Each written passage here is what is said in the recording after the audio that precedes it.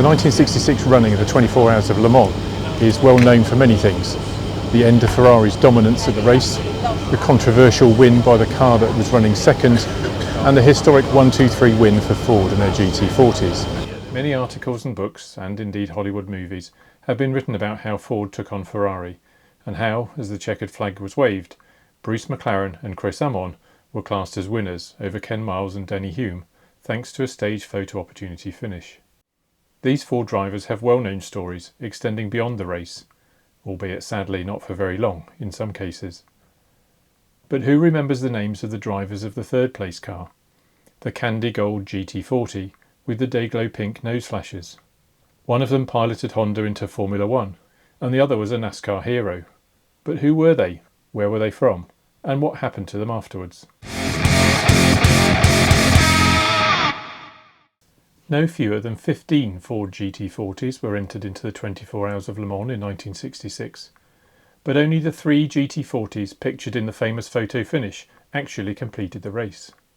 The first 2 cars were run by Shelby American, and the third place car by Ford's backup Holman Moody team, an outfit more successfully associated with NASCAR. And the drivers? Americans Ronnie Bucknum and Dick Hutcherson.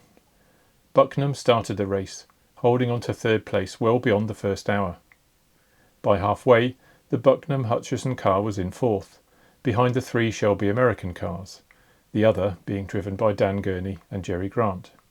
At this point in the race, Ford GT40s held 7 of the top 8 places, an utter humiliation for the previously dominant Ferrari. By the time Dick Hutcherson brought up the rear of the finishing GT40 trio, his car was 12 laps down on the hard racing cars of Miles and McLaren, who completed 360 circuits. What more do we know about these third place men? Ronnie Bucknum was born in April 1936 in Alhambra, now an eastern suburb of Los Angeles. He started racing sports cars in 1956 and became known as one of the most talented drivers to come from the Southern California racing scene, winning Sports Car Club of America in 1959, 1960, 62 and 64, taking the laurels an amazing 44 times in 48 races. In early 1964 he was approached by Honda and flew to Tokyo to try out their first ever Formula One car. The Japanese team thought that Bucknum's relative obscurity on the international stage would allow them to test and race the car in relative secrecy and without undue expectations. The car and Bucknum made their F1 debut at the 1964 German Grand Prix, held at the Nürburgring in early August. An accident caused by steering failure on the 11th lap brought his race to a premature end, but his car was still classified in 13th place. He raced the Honda again in Monza and Watkins Glen that year, sadly retiring in both races. Over the winter, Bucknum unfortunately broke his leg during testing, and Honda signed the more experienced Richie Ginther to lead their F1 campaign.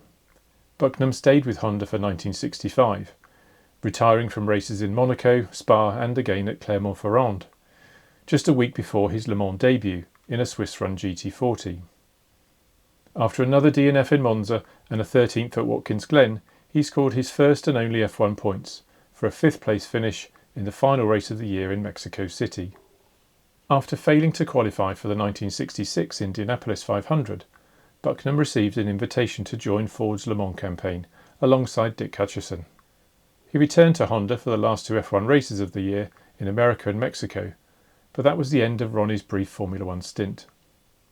Between 1967 and 1971, Bucknum competed in the USAC Champ Car, now known as IndyCar, achieving podiums in Mont Tremblant in Quebec twice, Mosport Park in Ontario, and a win at the inaugural Michigan 250.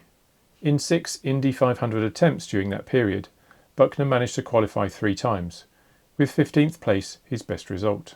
Ronnie also returned to Le Mans in 1967, with Shelby American this time, but retired after 18 hours with engine failure.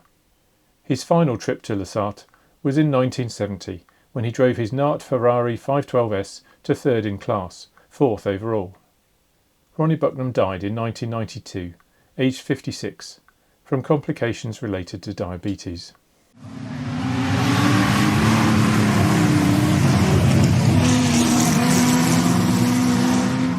Dick Hutcherson was born in November 1931 in Keokuk, Iowa, one of the so-called Keokuk gang of stock car racers, including 12-time IMCA champion Ernie Durr, as well as Don White and Ramo Stott. Hutcherson, also unsurprisingly known as Hutch, started racing in 1956 and moved up to IMCA in 1959, taking the championship in 1963 and 64 to put a gap in what would have been a 13-year winning streak for Ernie Durr. Tempted away from the Midwest by the bigger prize money in the Grand National Series, Hutch began his career in NASCAR at the Greenville 200 in South Carolina, putting his privateer Ford on pole for his first race. From 1965, Hutch drove for the Holman Moody team, winning 9 races and coming second in the championship. He continued with the team in 66, albeit with a gap before and after the Le Mans race, and again in 67, finishing his final season in 3rd place and retiring from driving.